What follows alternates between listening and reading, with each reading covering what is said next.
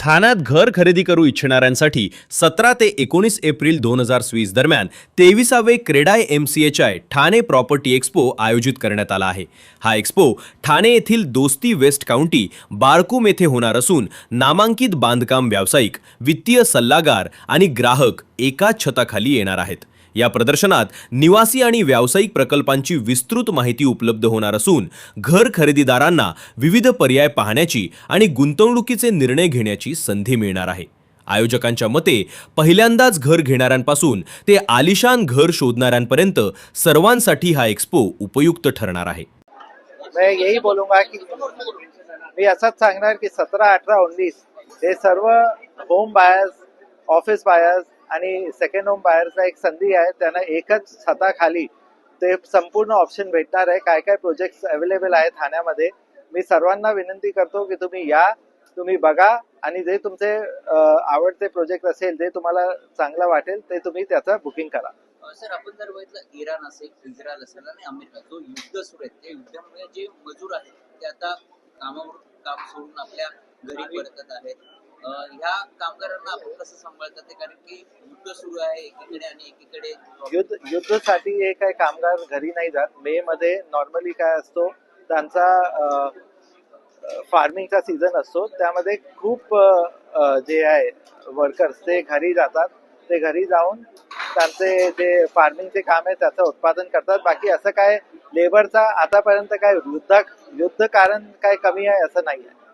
मजूर जर गावाला गेल्यानंतर आपल्याला काय फटका बसतो का? जसं तुम्ही आता नाही, असं काय फटका नाही बसत. ते फक्त 15-20 दिवसासाठी जातात आणि ते परत येतात.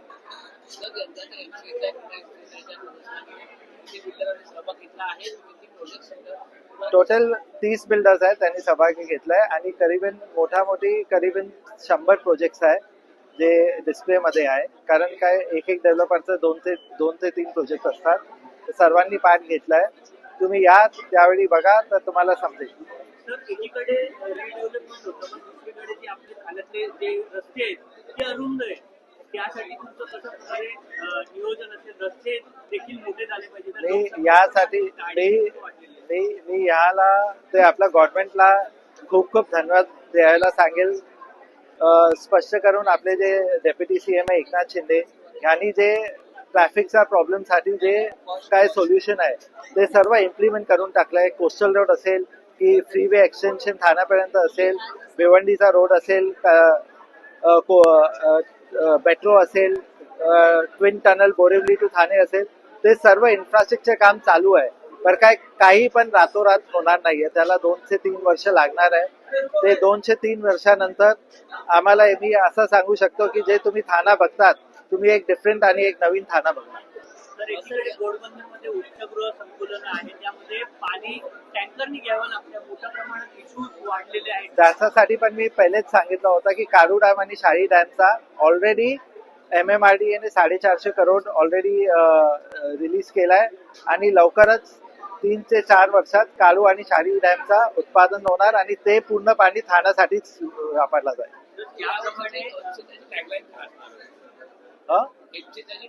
MCHI है तो भरोसा है और दूसरा चलो थाने. सर, जो प्रदूषण आहे त्यामध्ये जर कोणी एखाद्या व्यक्तीने जर घर बुकिंग केलं तर त्यांना काही सवलत देणार आहोत का? ते हर एक डेव्हलपर आहे त्यांच्यासारखी काही ना काही स्कीम काढणार आहे. ते त्यावेळी एक्झिबिशनच्या वेळी ते लोकांना करवणार.